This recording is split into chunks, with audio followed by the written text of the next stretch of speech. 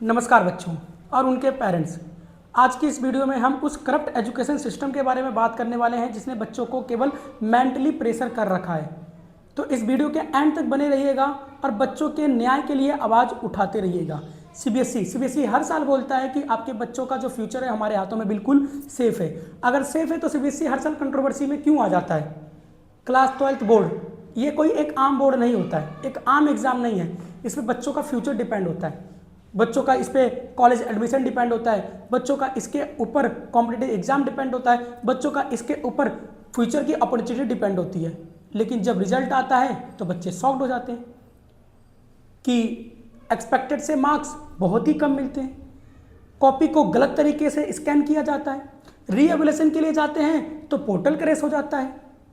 तो ये जो सिस्टम है ये केवल एजुकेशन सिस्टम नहीं है, ये एक टेक्निकल सिस्टम बन चुका है जो बच्चों के ऊपर आए दिन बस क्या करे जा रहा है, एक्सपेरिमेंट करे जा रहा है और बच्चों को केवल मेंटली प्रेशर किए जा रहे हैं।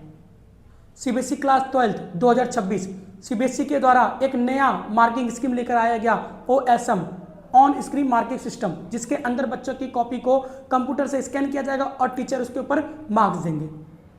और सीबीएसई बोलता है ये जो सिस्टम है ये बिल्कुल क्या है, ट्रांसपेरेंट है। अगर ट्रांसपेरेंट है बिल्कुल तो बच्चों के इतने सारे कंप्लेंट्स हैं क्यों? आखिर बच्चों के कंप्लेंट्स हैं कि उनकी कॉपी को गलत तरीके से स्कैन किया गया, इतना बल्ब स्कैन किया गया है कि उसको रीडेबल नहीं है, उसको कोई पढ़ नहीं सकता है और सीबीएसई ने उसको चेक करके उसके ऊपर मार्क्स भी दे रखा है। और इसी तरीके से केवल एक बच्चों की आवाज़ नहीं है, एक बच्चों की कंप्लेंट नहीं है, इसी तरीके से 13,000 कॉपियों की कंप्लेंट हमें देखने को मिलती है। और सबसे बड़ी कंट्रोवर्सी तो ये बन जाती है जब एक वेदांत नाम के बच्चे की फिजिक्स की कॉपी जो उसको मिलती है वो उसकी नहीं होती है। और जब बच्चा क्या करता है, न्याय के लिए ट्विटर पे जाता है और वहाँ पे ट्वीट करता है कि ये जो कॉपी है वो मेरी नहीं है, तो इस करप्ट एजुकेशन सिस्टम के द्वारा उस बच्चे को पाकिस्तानी बुलाया जाता है। अगर कोई बच्चा न्याय के लिए जा रहा है तो क्या वो पाकिस्तानी है? और फिर सीबीएसई इसके ऊपर एक्सेप्ट करता है कि हमारी गलती है, हम उसको जल्दी ठीक करेंगे और फिर सीबीएसई उस बच्चे को उसकी रियल कॉपी पहुंचा देता है। सबसे बड़ा इशू तो तब बन जाता है जब बच्चे रीएवैल्यूएशन के लिए पोर्टल पे जाते हैं और जब पोर्टल पे जाते हैं तो देखते हैं कि जो पोर्टल है वो ओपन ही नहीं हो रहा है। कुछ समय के लिए ओपन कर रहे हैं तो और कुछ समय के बाद उसका URL को गायब कर दे रहे हैं। जब ओपन हो रहा है तो बच्चों का फॉर्म नहीं फिलअप हो रहा है, फॉर्म फिलअप हो जा रहा है तो वहाँ पर कैप्चा की दिक्कत आ रही है। कैप्चा की दिक्कत आने के बाद वो फिक्स होता है तो बच्चों को ये दिखाई देता है कि उनका पेमेंट हो जाता है और पेमेंट के बाद भी उनका फॉर्म नहीं फिलअप होता है। कुछ बच्चों के ने तो ये बताया है कि जब वो बच्चों को क्या करें, 4 कॉपी को स्कैन करवाने के लिए कॉपी मंगा रहे हैं तो उसका जो फीस आ रहा है लाखों में चले जा रहा है। ये है टेक्निकल ग्लिच। यही था क्या सीबीएसई का सिस्टम? यही था टेक्निकल इशू? यही था टेक्निकल जो अपने इनोवेट करने वाले थे? ये कोई टेक्निकल एरर नहीं है, ये बच्चों की मेहनत के साथ खिलवाड़ है। सीबीएसई का एक जेई मैन क्वालिफाई करने वाला बच्चा सीबीएसई क्लास 12 के बोर्ड में 75% नंबर नहीं ले पा रहा है। क्या सीबीएसई का एग्ज़ाम इतना टफ होने लग गया है कि एक जेई मेन को क्रैक करके बच्चा आ रहा है और उसके 75% नहीं आ पा रहे हैं? एक जेई मेन का बच्चा क्रैक करके आ रहा है और उसके एक मेन सब्जेक्ट में आटे लग जा रही है। कैसे हो सकता है इतना ज़्यादा मार्क्स के अंदर डिफरेंस? ये सब गलती सीबीएसई के नए OSM सिस्टम का है। और सीबीएसई बोलता है कि नहीं, हमारा सिस्टम बिल्कुल क्या है, सिक्योर है।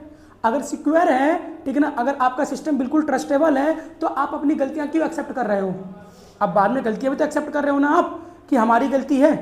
तो गलती किसकी है? सारी आपकी गलती है। और बस खामियाजा किसको भुगतना पड़ रहा है? बच्चों को, उन मेहनती बच्चों को, उन होपफुल बच्चों को जिनकी उम्मीद रहती है कि आगे जाके फ्यूचर में डॉक्टर बनेंगे, इंजीनियर बनेंगे, अपने माँ बाप का, अपने देश का नाम रोशन करेंगे। लेकिन आप क्या करें, उनके जीवन को पहले ही अंधकार में डाल दे रहे हो। बच्चा फ्यूचर में आ नहीं पा रहा है, क्लास 12 के बोर्ड में उन्हें आप लटका दे रहे हो। यही क्या न्याय है? यही है पढ़ने का मेहनत, दिन रात मेहनत करना? क्लास 12 बोर्ड वैसे ही क्या होता है, बहुत ज़्यादा स्ट्रेसफुल होता है। इतना स्ट्रेस होता है कि बच्चा घर से बाहर निकलना बंद कर देता है, फेस्टिवल को मनाना बंद कर देता है, अपने दोस्तों से मिलना छोड़ देता है, ताकि इस होप में कि वो मेहनत करेगा और मेहनत करने के बाद उसे रिजल्ट मिलेगा और वो प्राउड फील करेगा। लेकिन सीबीएसई की वजह से क्या होता है, उस बच्चे का जो मेहनत है वो सारा बर्बाद हो जाता है। उस बच्चे को क्या मिलता है? केवल अनएक्सपेक्टेड मार्क्स, जिसका उसने कभी एक्सपेक्ट नहीं किया था। ठीक है, 2 मार्क्स 3 मार्क्स कम हो जाते हैं, लेकिन बच्चों के 20-20 मार्क्स 25-25 मार्क्स कम हो जा रहे हैं। क्या बच्चा इतना ज़्यादा कमज़ोर था? इतना मेहनत कम कर रहा था वो? नहीं, ये सब गलती आपके सिस्टम की है। एजुकेशन का मतलब सिर्फ मार्क्स नहीं होता है, एक कॉन्फिडेंस होता है। एजुकेशन बच्चों के अंदर कॉन्फिडेंस को बिल्ड करती है। लेकिन आज का जो एजुकेशन सिस्टम है, जो करप्ट एजुकेशन सिस्टम है, जहाँ पर करप्ट नेता लोग बैठे हुए हैं, उनके वजह से बच्चों का जो एजुकेशन से जो कॉन्फिडेंस मिलना चाहिए वो कॉन्फिडेंस मिल नहीं रहा है, बस टूट रहा है। मेरे पास आए दिन बहुत सारे बच्चे आते हैं, परेशान रहते हैं कि क्या भैया हमारे साथ भी ऐसा ही होने वाला है। इस समय जो प्रेशर क्लास 12th के बच्चे झेल रहे हैं, वो प्रेशर अभी से जो आने वाले क्लास 12th में बच्चे हैं जो आ चुके हैं वो अब झेल रहे हैं।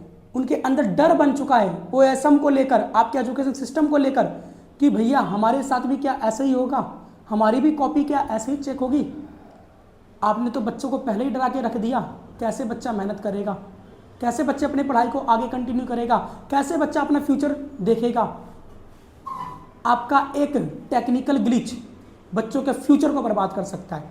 आपको टेक्नोलॉजी लेकर आनी है, आप टेक्नोलॉजी लेकर आइए, बहुत अच्छी बात है। नया सिस्टम लेकर आए, नया सिस्टम लेकर आइए, ये और अच्छी बात है।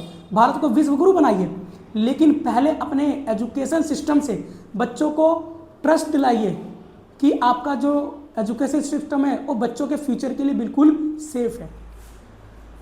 तो बच्चों, इस करप्ट एजुकेशन सिस्टम के खिलाफ आवाज़ उठाइए, अपने न्याय के लिए मांग करिए, डिमांड करिए, और इस बहरी गूंगी जो भ्रष्ट सरकार है इसके खिलाफ आइए।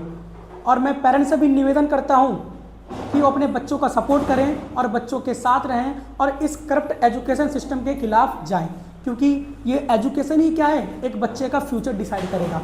अगर बच्चा इस करप्ट एजुकेशन में रहेगा तो उसका फ्यूचर क्या जाएगा? अंधकार में चले जाएगा। तो आज की वीडियो को यहीं पर ख़त्म करते हैं, और सीबीएसई को इस वीडियो में टैग करना मत भूलिएगा, ताकि उसे पता चले कि उसकी क्या गलतियां हैं, किस तरीके से बच्चे को फ्यूचर को बर्बाद कर दिया है। इस वीडियो को इतना शेयर करना कि बहुत सारे बच्चों के साथ पहुंचे, जिन बच्चों के साथ अन्याय हो रहा है उन बच्चों को समझ में आए और वो बच्चे आवाज़ उठा सके, उन पेरेंट्स आवाज़ उठा सके जिनके बच्चों के साथ क्या हो रहा है? अन्याय हो रहा है।